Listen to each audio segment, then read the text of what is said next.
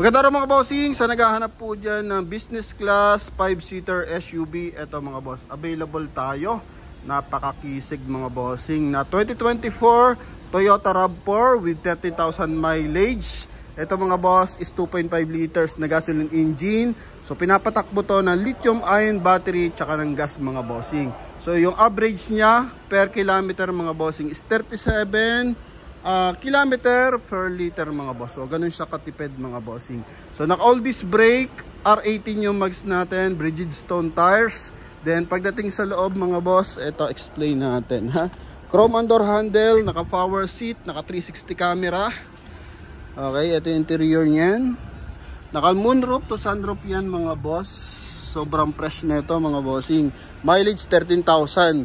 So kung kayo po is nagwi-waiting sa brand new, baka makonsider nyo to mga boss, kasi I think limited pa yung nilalabas na to mga stock mga bossing. Kaya kung nainip ka na, ito available tayo mga bossing for 2024 year model.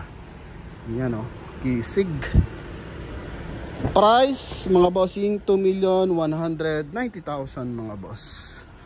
Yan, so review lang natin mga boss. Pakita natin kung anong meron dito mga bossing. Ano? Yan, so sa mga interesado, eto na. Okay, so meron siyang daytime running light. Ending 6 to mga boss. So wala nga siyang coding. Green plate to mga bossing ha. Then sa front area, meron siyang 4-eye sensor. Yan mga boss. Ito. Okay, may mga sensor yan. Tapos may camera. Yan. Then ito LED na daytime running light, projector headlight, tapos fog light mga boss. Meron siyang wrap around bumper sa baba. Tapos meron siyang kulay gray mga bossing na accent, no? Yan. Then sa side naman 18 yung kanyang mags, R18 yung kanyang mags na polish gray, naka 5 stud, all disc brake, Bridgestone tires na 90% red light mga boss. Meron siyang wheel arch, tapos cladding mga boss na nagsisilbi na rin siyang running board. Then pagdating sa side, may camera rin siya dito. Okay, may ilaw sa kanyang side mirror, merong chrome line sa kanyang window panel. Yan mga boss, ito. Then chrome din yung kanyang door opener mga boss. Ang ganda oh, naiiwan yung kanyang housing, galing. Tapos dito, power seat mga boss. Yan, may airbag sa baba. Then may airbag dito. May airbag pa yan dito mga boss. Papakita natin ha. Ito yung upuan yan. Ang ganda ng carvings mga boss. Kaya pag upo mo, swak na swak. Sarap upuan. Ito mga boss. Same time, naka power tailgate. Papakita din natin siya. So, power seat, may level siya mga boss. So, depende sa gusto man setup mga boss. At the same time, power fold yung kanyang side mirror. So, sobrang basic na yan pagdating dito. Okay. Then dito mga bossing is nakikita natin yung charging. Yan o. EV charging ratio. Tapos sa taas meron siyang line departure. Ito naman blind spot assist mga boss. Yan o. Yung may kotse na parang may guhit. Yan. Then dito mga bossing is leather. Okay. Then hands-free connection, voice command, cruise control. May paddle shift siya mga boss. Magkabilaan po, sports mode. Then pagdating dito is naka electronic parking assist. Yan mga bossing. Dito naman wireless charging, 12 volt socket, USB, automatic climate control. Then dito is navigation mga boss. Okay? Yan. So pagdating dito sa kanyang dashboard mga bossing, leather. Ito, dito mga boss may accent siya na kulay brown, pati dito, and same time dito rin. Then ito kulay silver. Yan ang ganda mga boss. Then ito yung sinasabi ko pang airbag. Ito yung mic ng ating mga bossing, voice command. Magkabilaan yan meron, pati yung pasahero natin, so pwede rin mag voice command. Same time, ito. Yan, so naka-power yung kanyang pagsara. Okay, naka-power din yung kanyang pag-open. Then yung ating glass, eto mga bossing. Yan o. Alright. So yan mga boss. Ito mga bossing, sinasabi ko nga, di pa ganun garami sa kasa. Kaya kung meron ko yung naka-line up, relatives na naghahanap ng ating Toyota RAV4 na hybrid, top of the line mga boss. Yan, eto, meron tayong available sa Promote PH. Okay, ganda ng hand grip. Leather din to mga bossing, no? Yan, oh. Pati dito leather din. Then, ito yung ating power tailgate mga boss. Yan, oh. Okay, so naka-power tailgate tayo. Pagsara, ganun din. Yan mga boss. Yan, then dito naman may kita man lahat sa cluster. So basically modern na tong ating unit na to mga bossing. Pero kagandahan dito, nakikita mo lahat sa panel. So hindi ka basta-basta maliligaw mga boss kung nagcha-charge yung EV, kung ginagamit natin is naka EV kasi sobrang tahimik na ito mga bossing, no, kapag battery yung gamit natin. Yan, so punta tayo sa kanyang second row mga boss. Ito. Okay. Armrest, dagdag natin. Yan mga boss. Okay, so yun lang naman yung kanyang wireless charging. Then dito sa likuran, pakita pala natin, made in Japan to mga boss, ha. Yan, made in Japan.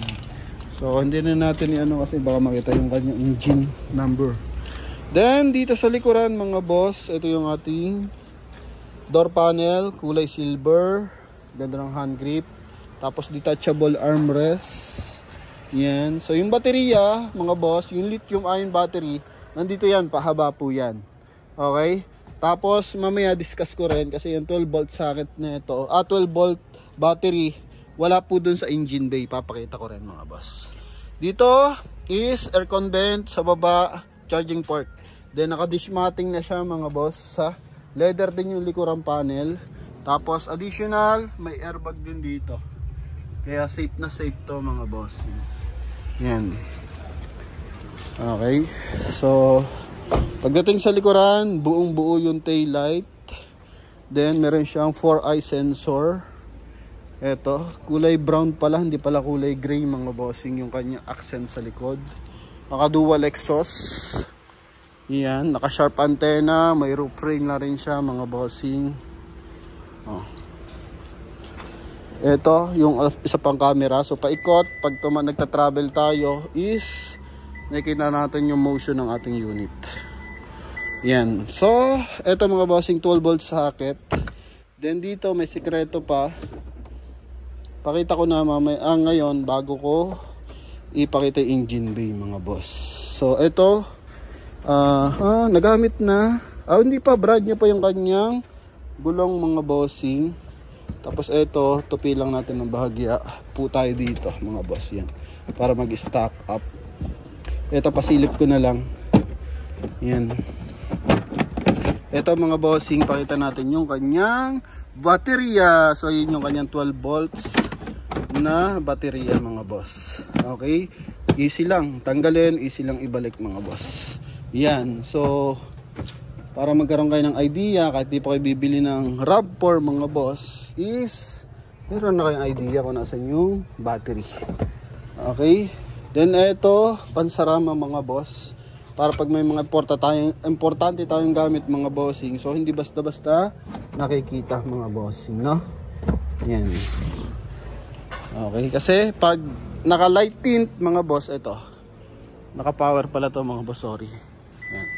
Kapag naka light tint, yan, buo naman yung kanyang mga panel mga boss, ha. Okay. Pag light tint kasi, yan, makikita mo yung mga gamit sa loob. So at least may roller siya na pantakip. Yan, ito naman yung kabilang side. Pinaka-issue lang mga boss, pakita ko mamaya. May konting gas-gas lang doon sa bumper. Yan, nandito yung baterya mga bossing. So pag tinanggal kasi siya, dapat dalawang kamay. Yan ha, kaya hindi ko sa inyo mapapakita. Search nyo nila, makikita naman mga boss. Then hazard tayo. Okay, so ito yung kabilang side, leather mga boss. Okay, ang ganda ng ano dito. Lamig ng aircon. So pag ikaw unang sakay mo dito mga boss, di mo malalaman na umaandar na yung sasakyan. So para malaman mo is magki-clear kasi yung ating panel. Yan, mawawala yung check engine, mawawala yung battery light, oil light, yan. So yung mga elements dyan, mawawala yon. Then maramdaman mo lumalamig yung aircon mga boss. Okay, para hindi lang maligaw mga boss, bigyan ko lang kayo ng idea. Then naka-platinum tint to mga bossing ha. So pag platinum tint, I think average niya nasa 8,000 hanggang 10,000 mga boss. Mas mahal yan compare mo sa 3M. So punta tayo sa ating engine bay. Bigay lang tayo ng idea sa ating mga viewers and buyers. Yan. So papansin mo, pag angat natin dito ay walang baterya. Okay, so wala siyang baterya mga bossing. Yan. Ito yung kanyang mga bossing, buong panel. So mapapansin mo may tumutunog ng bagya. So yun yung charging. Okay? Yan, nag-charge siya. Pero hintayin natin bumaba yung tunog ng makina mga boss. So angat ko lang to mga bossing ha. Ang haba ng kanyang hood stick. Yan, 2.5 liters. So ito yung computer box. Ito yung ating hybrid system mga boss. Okay? So siya yung nagpapatakbo sa ating transmission mga bossing. Tapos ito fuse relay. Ito yung buong panel natin. So mawawala yung tunog ng makina mga boss once na ang gumagana is yung ating EV. Okay, yung ating lithium ion battery mga bossing. Yung ating hybrid system. So hintay lang natin ng bahagya mga boss. Kutan lang muna natin. Tatahimik naman siya mga bossing. Ito. Okay, may sticker pa mga boss. Ito yung kabilang side. Yan. Pakita lang natin, may gasgas to ng bahagya. Kapiraso lang naman. So, hintayin lang natin mga boss. Yan, ha? Dito lang yan mga boss. Ito. Okay, yan. Yan lang mga boss.